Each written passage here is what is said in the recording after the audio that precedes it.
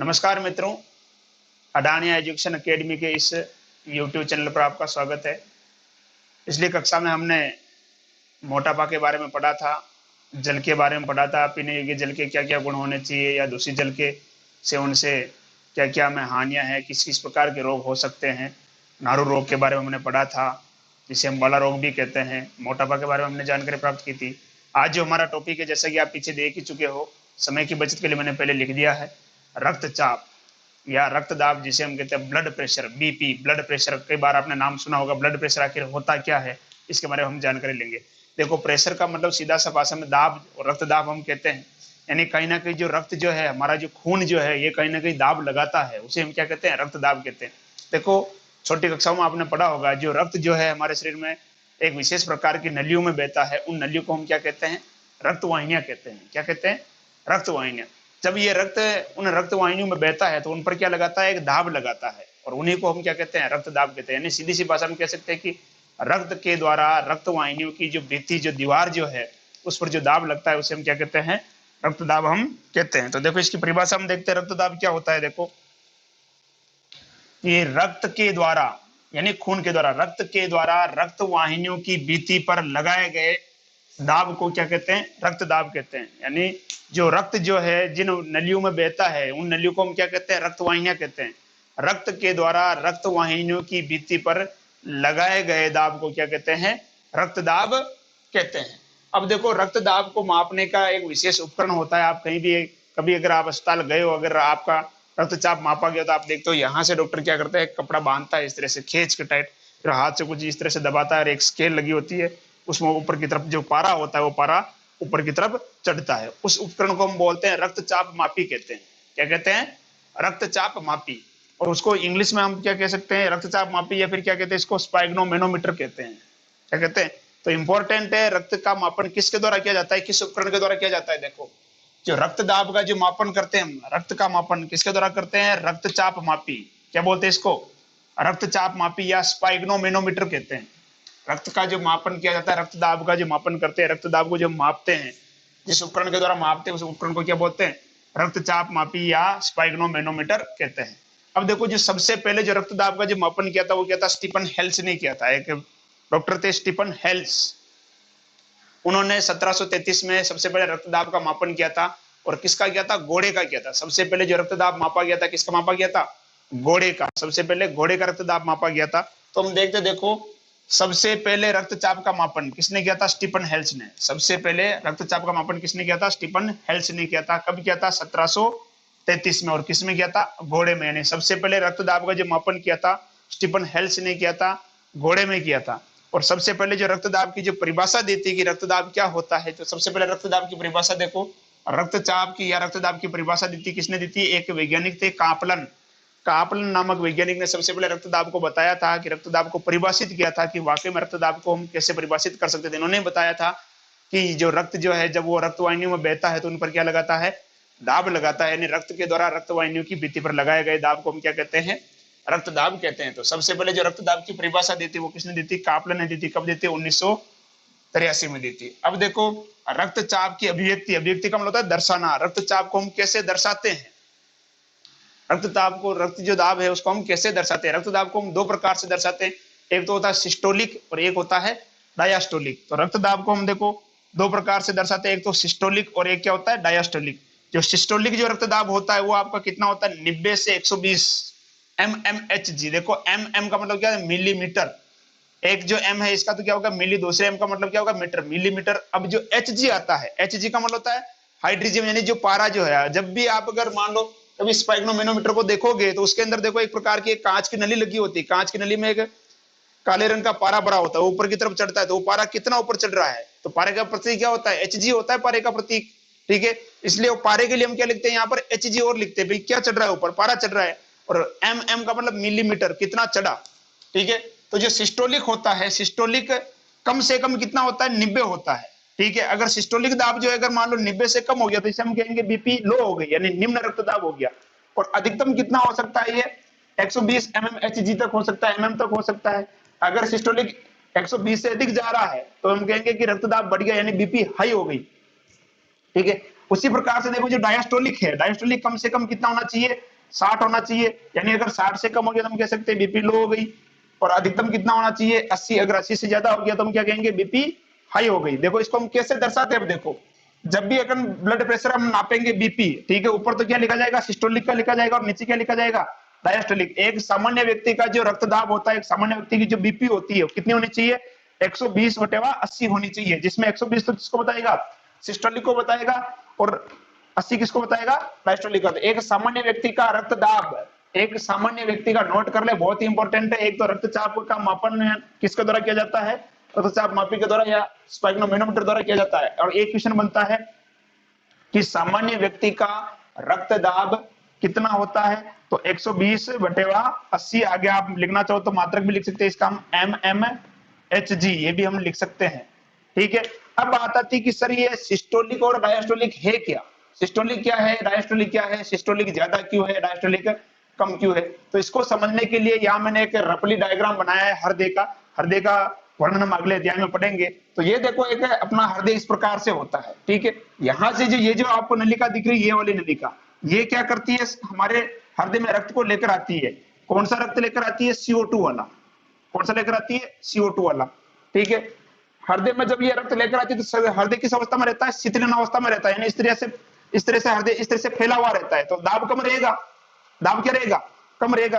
यानी अभी हृदय में रक्त आ रहा है, देखो अभी हृदय में रक्त आ रहा है, ठीक है।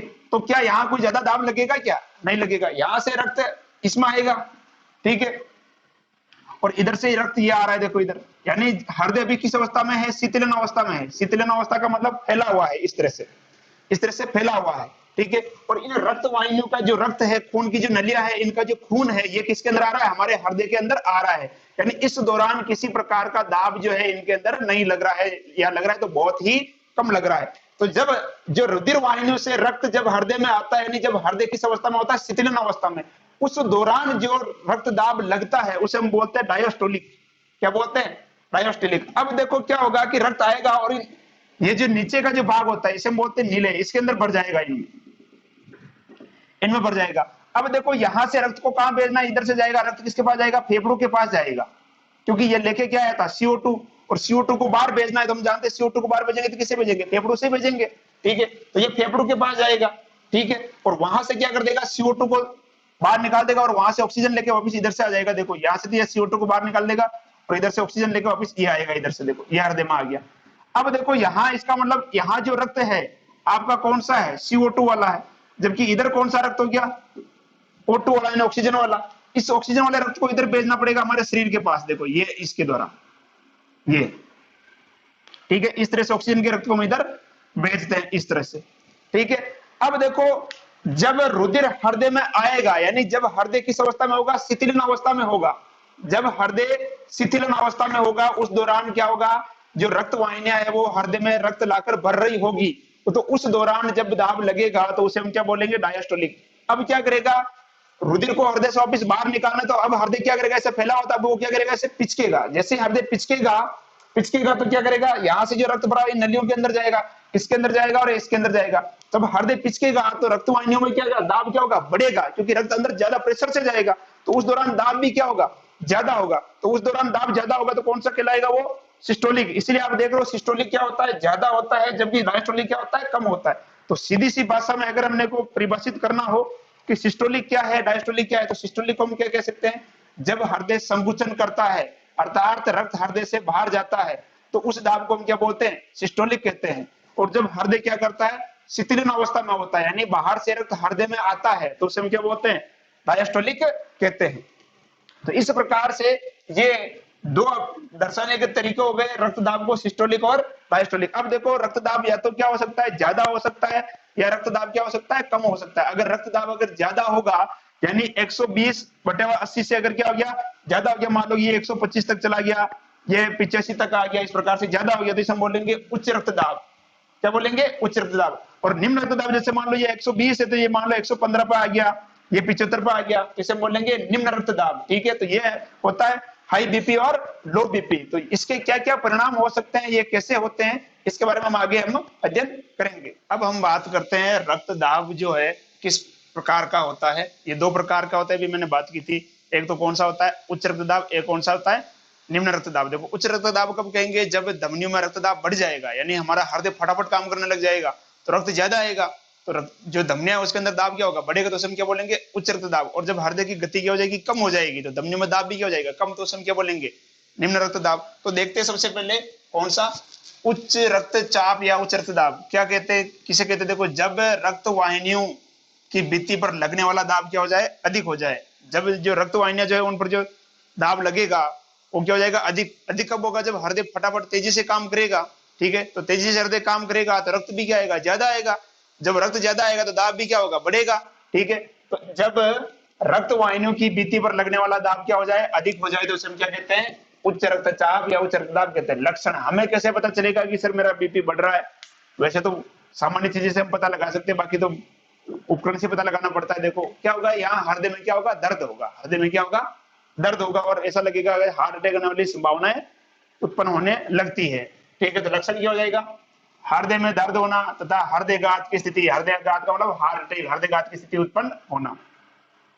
अब बात आती है कि सर ये बीपी हाई क्यों हो जाती है, ठीक है। देखो बीपी हाई की ऐसी कंडीशन में हो सकती है, देखो कारण क्या क्या, देखो चिंता, यानी आदमी बहुत ज्यादा टेंशन लेता है, लोड ज्यादा लेता है, चिंता, क्रोध, बहुत ज्यादा गुस्सा करता है, मैं ये कर दूंगा, मैं वो कर दूंगा, ये कर दूंगा, ठीक है। गुस्सा, ईर्ष्या, ये सबसे बड़ी समस्या, लोगों से ईर्ष्या करना, नफरत करना, यार उसके पास ये है, वो ये है, उसने ऐसा कर रहा है, मेरे पास ऐसा क्यों नहीं है। लोगों की बुराई करना, ये सबसे बड़ी समस्या है, लोगों की बुराई करना।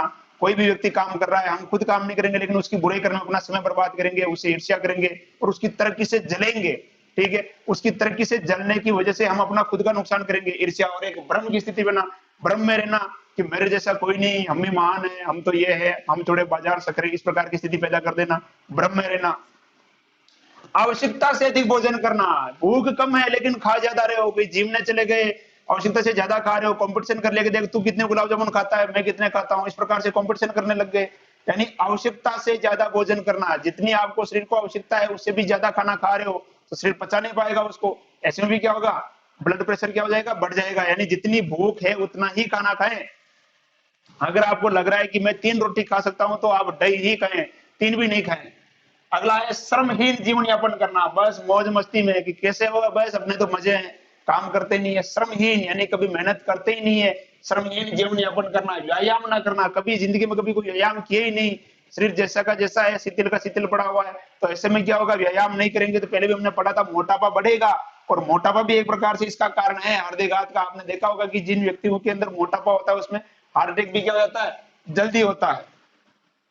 अगला देखो, तेल, घी, मसाले, मांस, चाय, सिगरेट, शराब का सेवन करना, ठीक है। ज्यादा तेल खा रहे हो तो भी नुकसान है, ज्यादा घी खा रहे हो, देखो घी इतना ही खाए जितना स्वाद ना, ऐसे नहीं कि मान लो घी बोलो को पूरा एक चम्मच भर के उसको रोटी पर डाल दिया, मजे से खा रहे, वो भी नुकसान करेगा। आवश्यकता से ज्यादा नहीं, स्वाद के अनुसार लो घी, तेल लो, ठीक है। चाय भी ज्यादा नहीं पीनी चाहिए, मांस का सेवन भी कम करना चाहिए, कि बहुत सारे चटोकड़े होते हैं कि बस मुझे चटपटा स्वाद पसंद है, मसालेदार खाना खाते हैं, ज्यादा चीनी का उपयोग भी ना करें, सिगरेट नहीं पिए, शराब का सेवन नहीं करना चाहिए। ये क्या करते हैं, ब्लड प्रेशर को क्या करते हैं, बढ़ाते हैं। अगला आता है निम्न रक्तदाब, यानी जब ब्लड प्रेशर क्या हो जाए, कम हो जाए। ब्लड प्रेशर कम कब होगा, जब हमारा हृदय काम करना क्या कर देगा, धीमा कर देगा, ठीक है। इससे लक्षण क्या होंगे, सर दर्द करेगा, हृदय में भी दर्द होगा और गुर्दे प्रभावित होंगे, यानी किडनी में क्या होने लगेगा, दर्द होने लगेगा, ठीक है।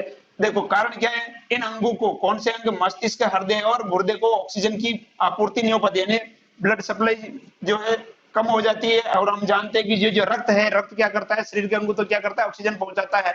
जब रक्तदाब कम हो जाएगा तो रक्त के बहने की गति भी क्या हो जाएगी, कम हो जाएगी।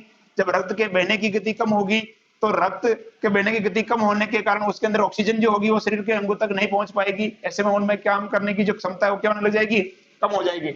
अब बात आती है कि सर इसका कोई बचने का उपाय तो बताओ, कैसे बचे। देखो सीधा जीवन यापन करो, वैसे ही कोई दिक्कत नहीं आएगी, लेकिन फिर भी हम कुछ उपाय देख लेते। देखो क्या क्या उपचार, देखो एक तो पोटेशियम युक्त भोजन करना चाहिए, पोटेशियम जानते हो, पोटेशियम युक्त भोजन करना चाहिए। रेसे युक्त भोजन, वे ताजा फल करने चाहिए। रेसे युक्त भोजन का मतलब क्या हो जाएगा, गाजर है, मूली है, या जो संतरे हैं, संतरे का जूस नहीं पिए, संतरे को सीधा खाएं, संतरे के छिलके हटा के संतरे को सीधा खाएं तो वो ज्यादा महत्वपूर्ण होगा, क्योंकि वो रेसे युक्त है, हम जूस पे ज्यादा फोकस करते हैं, ठीक है। तो रेसे युक्त भोजन और ताजा फल खाने चाहिए। डिब्बे बंद सामग्री का उपयोग नहीं करना चाहिए, मार्केट में जो डिब्बे बंद सामग्री आ रही है उसका उपयोग हमें नहीं करना चाहिए, क्योंकि उनको पैक हुए 2-2 महीने हो जाते हैं। अगला, भोजन में कैल्शियम व मैग्नीशियम की मात्रा कैसी होनी चाहिए? संतुलित होनी चाहिए। कैल्शियम हमने को कहाँ मिलता है? दूध में। ऐसा नहीं कि दूध में तो बस बॉडी बनाऊंगा, दूध ज्यादा पी रहे हो तो भी नुकसान करेगा।